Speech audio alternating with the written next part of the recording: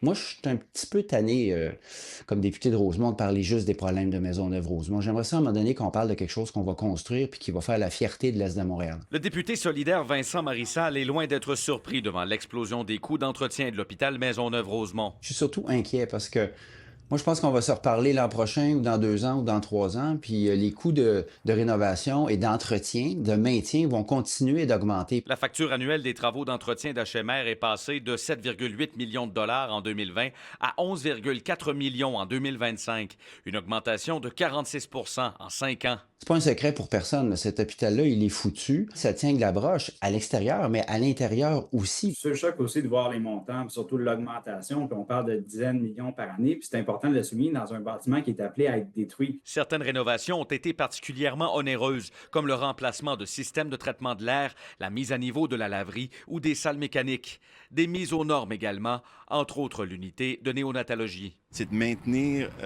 l'hôpital fonctionnel, puis on va le démolir pour en construire un neuf. Alors, c'est comme d'investir dans une vieille bagnole qu'on s'apprête à envoyer à la cour à scrap.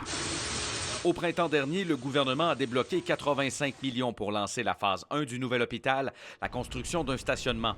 Sur X, le député libéral Marc Tanguay accuse la CAQ d'avoir arrêté le projet et gaspillé l'argent ailleurs.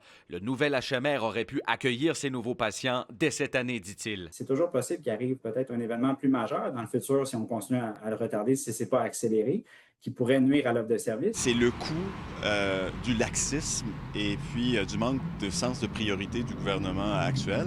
Et on n'a pas, à l'heure actuelle, d'échéancier. Un stationnement, là, ça ne soigne pas les malades. Au cabinet du ministre de la Santé, on répond que les travaux préparatoires débuteront dans les prochaines semaines, marquant une étape concrète vers la réalisation de ce chantier majeur.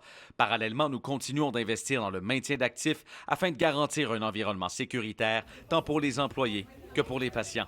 Pierre-Antoine Gosselin, TVA Nouvelles, Québec.